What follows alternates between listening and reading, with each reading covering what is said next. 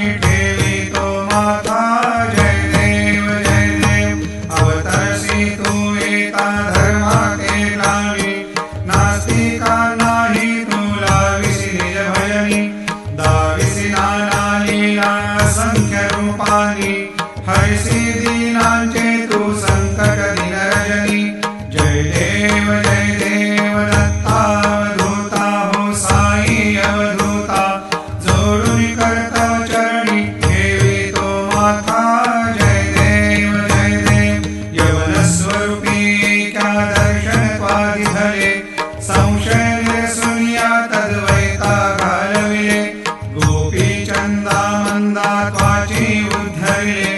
मोविन वंशी जन्मुनी लोकातारियले जय देव दत्तावधूता हो साई अवधूता जोडून कर्तव चरणी ठेवी तो माथा जय देव वेदन तत्वी हिंदू यवनांचा काही दावायासी झाला पुनरपि नरदेही पाहसी प्रेमाने तू हिंदू यवनाही दाविसी आत्मत्वाने व्यापक हा साई जय देव दत्तावधूता हो साई अवधूता जोडून कर्तव चरणी ठेवी तो माथा जय देव देवा साई नाथा तत्पदनत भावे परमाया मोहित जन मोचन सनी भावे त्वत्कृपया सकलांचे संकट निरसावे देशीय तरिते त्वद्यश कृष्णाने गावे जय देव दत्तावधूता हो साई अवधूता जोडून कर्तव चरणी ठेवी तो माथा जय देव शिर्डी माझे पंढरपूर साई बाबा रमावर साई बाबा रमावर शुद्ध भक्ती चंद्रभागा भाव पुंडलिक जागा भाव पुंडलिक जागा याहो अवघे जन करू बाबाशी वंदन साई वंदन करू बाबाशी वंदन गणू हरे बाबा साई भाव पाव माझे आई भाव माझे आई घालील लोकांगण वंदीन कर्ण डोळ्यानी पाहिन रूप तुझे प्रेमी रंगीन आनंदे पूजिन भावे वाणीन भवेना त्वमेव माता पिता त्वमेव बंधु सखा त्वमेव विद्या द्रव्यं त्वमेव सर्वं मम देव कायेन वाचा मनसेन्द्रियैर्वा बुद्ध्यात्मना वा प्रकृतिस्वभावात् करोमि यद्यत् सकलं परस्मै नारायणायेति समर्पयामि अच्युतं केशवं रामनारायणं कृष्णदामोदरं वासुदेवं हरे श्रीधरं माधवं गोपिकावल्लभं जानकीनायकं रामचन्द्रं हरे हरे राम राम राम हरे हरे हरे कृष्ण कृष्ण कृष्ण हरे हरे श्री गुरुदेव दत्त हरि ओम यज्ञेन यज्ञमयजन्त देवास्तानि धर्माणि प्रथमान्यासन्न तेहनाकं महिमान सचन्त यत्र पूर्वे साध्या सन्ति देवाः ॐ राजाधिराजाय प्रसय साहिने नमो वयो वै श्रवणाय कुर्महे समे कामान् कामकामाय मह्यं कामेश्वरो वै श्रवणो दधातु कुबेराय वै श्रवणाय महाराजाय नमः ॐ स्वस्ते साम्राज्यं भोज्यं स्वराज्यं वैराज्यं पारमेष्ठ्यं राज्यं महाराज्यमाधिपत्यमयं समन्तवर्या ईशा सार्वभौम सर्वायुषान्तादापराधात् पृथिव्यै समुद्रपर्यन्ताय एकराळिति तदपेश श्लोको भेतो मरुतः परिवेष्टारो मरुतस्यावसंग्रहे आवेक्षितस्य कामप्रेर्विश्वे देवा सभासुदेति श्रीनारायण वासुदेवाय सच्चिदानंद सद्गुरु साईनाथ महाराज की जय। अनंता तुला ते कसे रे स्तवावे, अनंता तुला ते कसे रे नमावे, अनंता मुखांचा शिणे शेष गाथा, नमस्कार साष्टांग श्री सा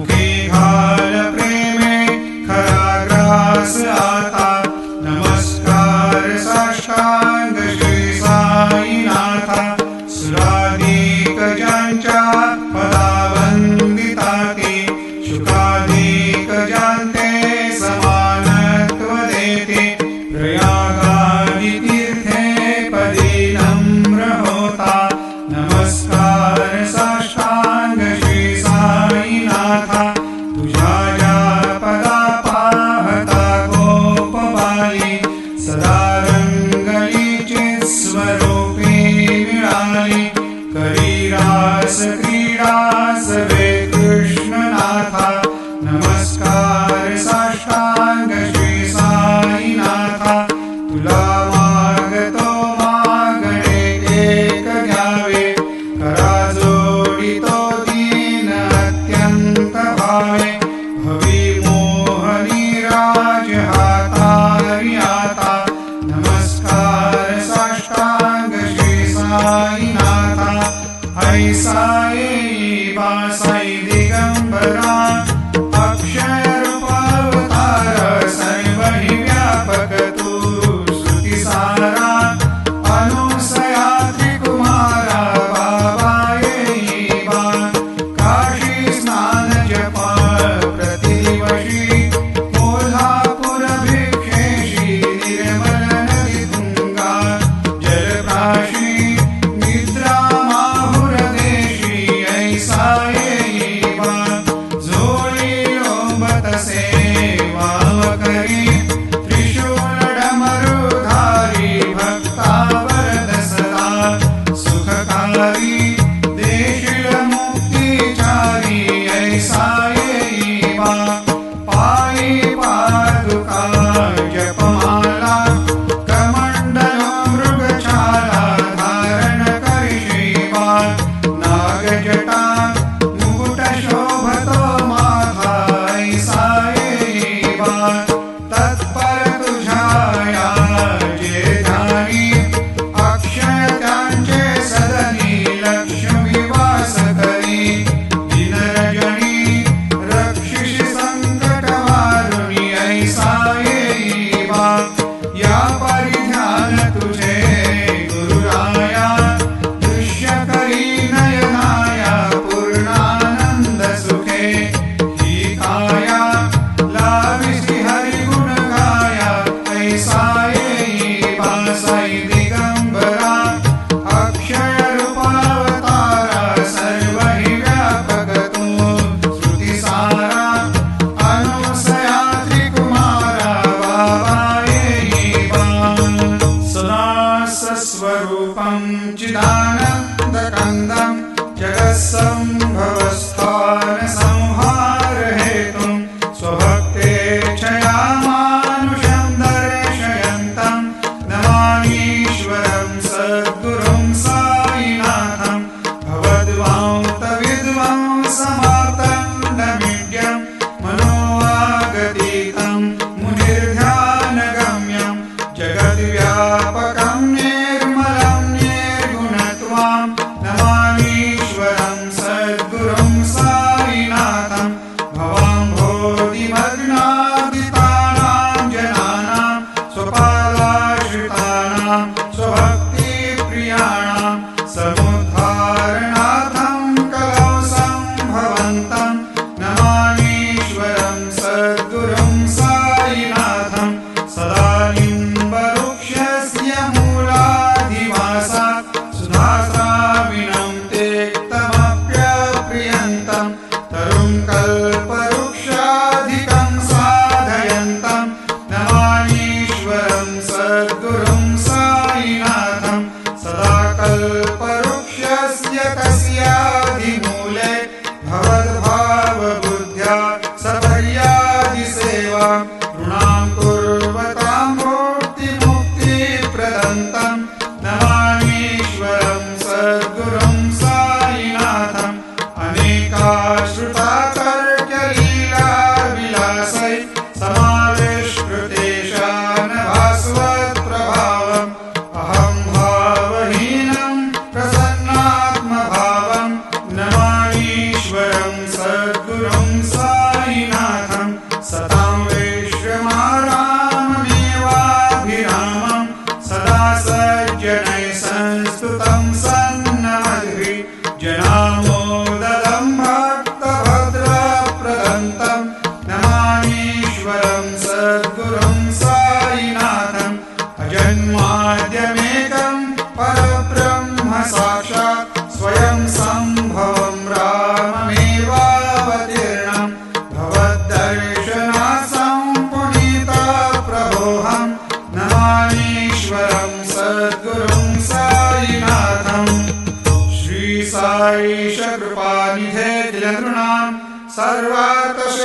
प्रदा युष्मत्पादरज प्रभावमतुलम् धातापि वक्ता क्षमः सद्भक्त्या शरणं कृताञ्जलिपुट सम्प्रापितोऽस्मि प्रभो श्रीमत्साई परेश पादकमलान् ज्ञानच्छरण्यं मम साईरूपधर राघवोत्तमं भक्तकामविबुधद्रुमं प्रभुं माययोपहतचित्तशुद्धये चिन्तयाम्यहमर्निशं मुदा शरत्सुधांशो प्रतिमं प्रकाशं कृपातपत्रं तव साईनाथ त्वदीयपादाब्जसमाश्रितानां स्वच्छायया तापमपाकरोतु उपासनादैवत साईनाथ स्तवैर्मयोपासनिना स्तुतस्त्वं रमेन् मनोन्मे तव पादयुग्मे भृङ्गो यथाब्जे मकरन्दलुब्धः अनेकजन्मार्जितपापसंशयो भवेद्भवत्पादसरोजदर्शनात् क्षमस्व सर्वानपराधपुञ्जकान् प्रसीद साई सद्गुरो दयानिधे श्री साईनाथ चरणामृतपोतचित्तास्तत्पादसेवनरतः सततं च भक्त्या संसारजन्यदुरितोर्ध्वनिर्गतास्ते कैवल्यधाम परमं समवाप्नुवन्ते स्तोत्रमेतत्पठेद्भक्त्या यो नरस्तन्मना सदा सद्गुरो साईनाथस्य कृपापात्रं भवेद्ध्रुवम्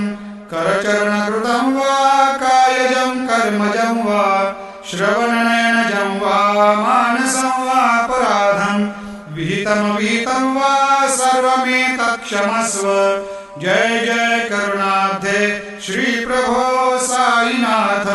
श्री सच्चिदानंद सद्गुरो साईनाथ महाराज की जय।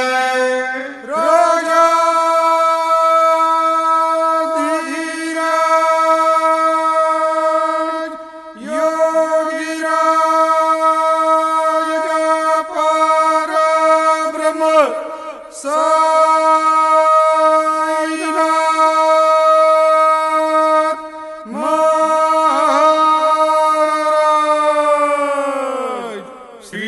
सच्चिदानंद सद्गुरु साईनाथ महाराज की जय।